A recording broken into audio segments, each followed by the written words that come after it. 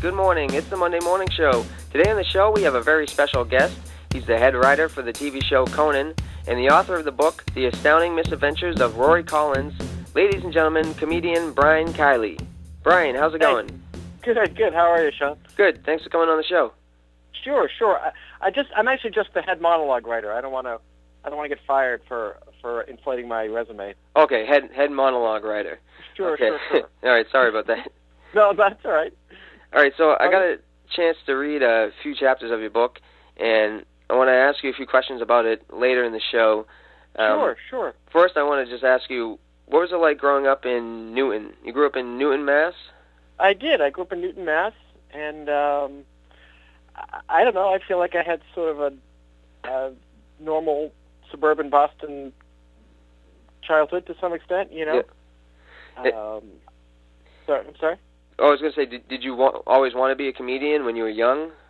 I did. You know, I wanted to be a comedian when I was a kid, but I kind of didn't know how that was possible. There weren't comedy clubs when I was a kid or anything like that.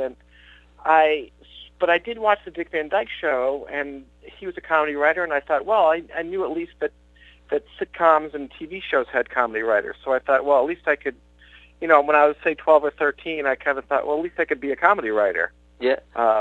If there's no way to be a comic, And did you start out by, I don't know, doing something in school like comedy in front of your friends, or?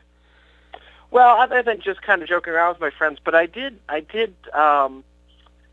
start writing jokes when I was like, say, 14 or 15 or whatever, and I would think of a joke and I would write it down and I would just save it like I might need it someday. And I'm sure I don't have any of the original ones. I'm sure they're terrible, and but you have to start somewhere, I guess, Yeah. And then did you go to open mic nights? Well, what I did when I went to Boston College, and they had a show at my school, and there was this comedian named Barry Crimmins who I thought was really funny, and I went and talked to him, and I said, I'm trying to be a comedy writer, and I've written all these jokes or whatever. So he was running this club called the Ding Ho in Cambridge, which kind of became a famous club, and I brought my jokes, and he kind of critiqued them for me, and he basically said that there's really no way to make money as a comedy writer in Boston. You have to go on stage and perform. And I was like, I could never do that. But he let me come to the comedy club, and watch the shows whenever I wanted. And I took a summer school class at Emerson, taught by Dennis Leary. And it was comedy writing and performing. So we did stand up in the class, and we wrote, sitcom scripts or whatever, sketches or whatever. And the final class, they had us perform in front of, we had friends come in or whatever. And they kind of encouraged me to keep doing it. So I went to an open mic at the Ding Ho, and coincidentally, my friend Barry Crimmins was hosting. So I started then, and it, it went great the first night, and then I came back the next week and I bombed, and then 2 weeks later I went and it went great. So it was kind of like, it would, I probably bombed half the time when I started, but yeah, it's one of those things. It was kind of all or nothing in those days. So what was it like having Dennis Leary as a teacher?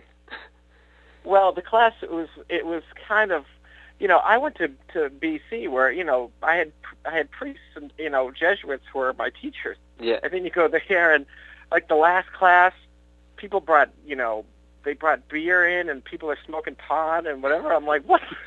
Like, it was, I didn't see that with my professors, Yeah. So it was just the atmosphere was hilariously different. But no, he's a good guy, and we're still friends, actually. So when you started going to the Ding Ho, did you you would write material and then just try it out? Yeah, and when I first started, I didn't know what I was doing, and I would try all these. You have to kind of find your voice, and I would do. So I was a big fan of Stephen Wright, and I would do sort of Stephen Wright type jokes, and people just didn't buy it coming from me. Where it was like, Yeah. He could say, I'm moving to another planet soon, so if you have any empty boxes, I'd really appreciate it. Where if I said I'm moving to another planet soon, the whole crowd would say, no, you're not. Yeah. So you kind of have to learn what jokes fit you. And so I did, open mics, and I started having some paid gigs when I was in college. And then after I graduated, I just started doing comedy full time. So how did you develop your style of comedy? Well, I guess everything's kind of trial and error. I'm kind of envious of the storytellers and so on because somebody can tell a 10-minute story and do that 3 times and they've got a half an hour. Where for me to do a half an hour, with all my little jokes, it's 100 jokes, so it just takes a lot longer. But I found that that's just what worked for me. Maybe because I started writing jokes when I was younger. That was sort of my strength, and I think whatever, if I could do impressions, or if I could sing, or if I could do other, that kind of stuff, I would do that stuff. But you have to kind of go with what you're actually good at, Yeah. Well, that kind of leads into my next question. Do you have any advice for new comics? Well, I would just write every day. I would go on stage every day if possible, or as many times as you can.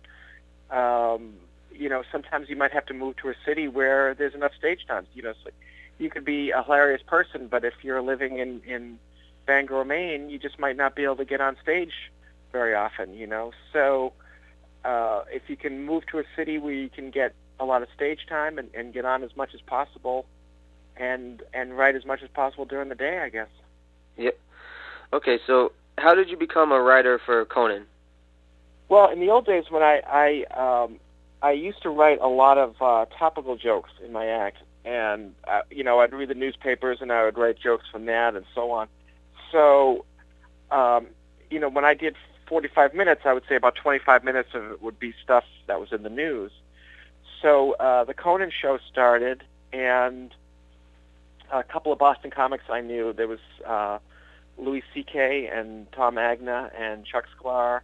They got hired on the show, and somebody got fired, and they were looking for a new monologue writer, so they recommended me, and I sent in some jokes from that day or the day before, that kind of thing. But I also sent in jokes that I've been using in my act for the last month or two, and so that was my packet. And they said, yeah, okay, and you start tomorrow. So it all happened very quickly, Huh.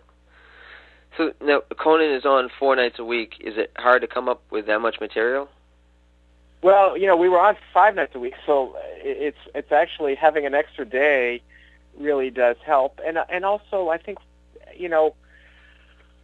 for him, we've kind of found the right number of jokes for him to do, and we've kind of figured out over the years what kind of jokes work for him and so on.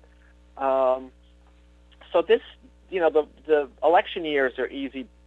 They're much easier because there's a lot of stuff going on, and Trump has been great for us. Yeah.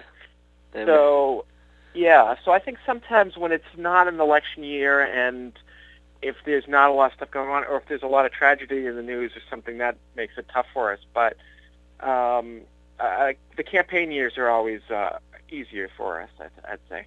Yeah. Now, what made you decide to write a book? Oh, well, it's funny. I always wanted to write a book, and I was an English major, and I love to read. But I was taking this class when I first moved to L.A., and I wrote what I thought was a short story, and the teacher's like, well, that's not a short story. That's the first chapter of a novel. And I was like, what? So each week I'd bring in the new chapter, and then all that stuff happened. Conan was hosting the Tonight Show then and on NBC, and all that stuff, as you know, happened. Yeah. So we were just suddenly off the air, and so I didn't want to just sort of. I suddenly had, my days free. So I thought, you know what? I don't want to just sit in my sweatpants and watch the Jerry Springer show every day and whatever. Let me do something. So I would shower and shave every morning and get dressed and just go, and I would try to write for 3 or 4 hours just because I felt like I needed to do something other than, slip into a deep depression. Yeah. So I think that kind of was like, all right, I've got the time to do it now, let me go do it now, Yep. So can you give us a quick summary of the book?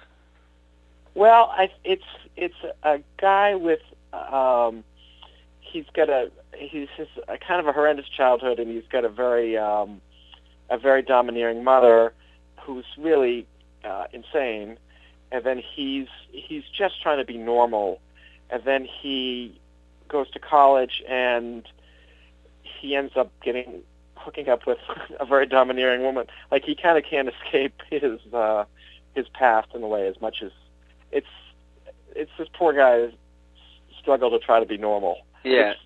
It's a lot more difficult than it sounds. Yeah, well, you know? I started reading some of it. I bought it off on my Kindle, and it was only $5, I think. Yeah, that's what I figure. If it's like, you can get it for a cup of coffee. Yeah. You know? And yeah, I would have some notes here I'd like to talk to you about. Sure, sure. So I think chapter 1 kind of starts off with him, talking about his mom, mm-hmm. and about growing up in a small town. Was any of that based on your life? No, I think a lot of it was just my imagination, I would say, and right. I think there are some things that, even just talking to my shrink, it's like, oh, I see that didn't happen to me, but this thing happened to me, and if you kind of exaggerate it, do you know what I mean? Yeah, yeah. So, I would say my mom was nutty, but she didn't need to be locked up or anything. Yeah. Like, this woman has problems, Yeah, she as I was reading it, kind of made me feel like really bad for the kid. I was like, wow, he's got to deal with this with his mom, and the part that made me laugh was when his mom seemed to be hitting on his friend. Oh yeah. And and I noticed it said that she would call it his friend George sometimes. Yeah. And I was thinking, oh well, maybe it's because she sees like his friend as George, somebody else. I don't know. Yeah. Well, you'll have to get to the end to see that part, but yeah. Absolutely. All right. And absolutely. All right, and then chapter 2 starts off with him meeting his dad at a train station, and then it seems like he's not particularly close to his dad or his mom. Their relationship. Yeah, I think his dad is very kind of quiet and a little tough to get close to. I think he kind of gets close to his dad, but I think they're not the most emotionally available family, I would say, Yeah. Yeah, and so reading it seems like it's sad at times and then funny at times. So would you say it's like a dark comedy? Yeah, I think so. It's funny. I a lot of it I didn't, I would just go into a room by myself and sit and write, and I would come out and it'd be like, wow, that was really dark. Yeah. And a lot of it, I didn't set out to do that. It just sort of, I guess it's just sort of where my mind went. Yeah. So it's actually, it's a lot darker and dirtier than my act. I always try to make my act sort of, TV clean or whatever. And this, I'd be like, well, I don't know why I went there, but yeah. I did come out of there sometimes wondering, what is wrong with me? Yeah. Yeah. Yeah, but it seems like a funny book. Well, thanks. But I really have a lot of fun writing it. Yeah. All right, but before I let you go, we have a part of the show called Questions from the Fans, and if you don't mind, sure. I'd like to read you a few emails. Sure. All right. First email is from Blake Chapman. Blake wants to know, who was the best person you have ever worked with, and who was the worst? Oh. That is very interesting. Oh, I wish I had time to think about that. Yeah. Well, I'm certainly indebted to Barry Crimmins for helping me with, start out in comedy, and I've been lucky. I've worked with, Jerry Seinfeld, and I've worked with, Roseanne and Stephen Wright, and some amazing comics. One of the best comics I know is a guy named Kenny Rogerson, and he's not famous, although he's kind of famous in Boston. But he always, I've always felt like whenever I've worked with famous comedians, they're always great. But I always felt like Kenny was as good as anybody I worked with. Yeah. And I'm trying to think of who the worst. Boy, that would be a tough one. I mean, Yeah. I do see. I guess one of the worst things I saw. I used to do these when I lived in New York. I did these shows at Sloan Kettering for cancer patients, and I remember working with this woman who did a bit about doing like some exercise video, and then the next day she was like sore and stiff from doing the exercise video, and then she's like, "Oh, I'm walking around like I've got bone cancer." And I remember thinking, maybe don't do the bone cancer bit in front of people who actually have bone cancer. Yeah. If I can give you any advice, I mean, it was just the worst choice of material that I've ever seen, and that always jumped out at me as like, I mean, that's a bit that's probably not good anyway. Yeah. But particularly for that crowd, I was like, wow, that has to be the worst judgment I've ever seen. Yeah. So that, I guess that's one that jumps out at me. Yeah. All right. All right. Next email is from Jose Hector Ramon Ortiz. Did you get into any trouble when you were younger? If so, what was the funniest thing you did? Oh, these are good questions. Let's see. I did get into a lot of trouble when I was a kid. I mean, it's funny. I didn't get in trouble in school. Yeah. But I got in trouble at home a lot. And my younger brother went to Harvard, and he was always smarter than me. And I think as a kid, it was always frustrating having this guy, this kid who's already smarter than me when we were little kids. But I think one thing I did, I remember when I was really little, my older brother, who's 7 years older than me, he went into the closet, and I was like 2 years old, and I pushed the closet shut, and I locked him in. And he was yelling for help, and I just kept saying, shh, shh, don't talk, or whatever. So my mother had to come from somewhere else in the house and rescue him. Yeah, that's funny. So, that's a funny thing to do when you're that young. Yeah. All right. Well, yeah, I think that's all the questions we have for you. Great. I used to work they had comedy at the Taunton Regency in the old days, and I used to do a lot of shows there. Where's that? The Taunton? There was a hotel called the Taunton Regency. Huh. I don't know if it's still there, and they had comedy night. It was like Friday and Saturday, or maybe just Saturdays, but yeah. So I got to work in Taunton. I feel like every town in New England you mention it, I'm like, oh yeah, I worked there. I worked at that Elks Club, or I worked at that that restaurant, that Chinese place that closed down. Yeah, I worked there. Whatever. Yeah, it's funny because it seems like right now there's not too much comedy around the city, and that's one thing I've been looking for. It was such a great comedy town, and there's a bunch of great comics that still live there. Yeah. I hope the scene can kind of have a little revival or something. Yeah. Yeah. Well. And do you do stand up? No, but I've been interviewing a lot of comedians, and I've been thinking about giving it a try sometime. Sure. Well, having a radio gig is pretty good. Yeah. You must enjoy that. Yeah. Yeah, I was talking to somebody a few weeks ago, and they suggested to do an open mic night, and just to get my foot in the door. Sure.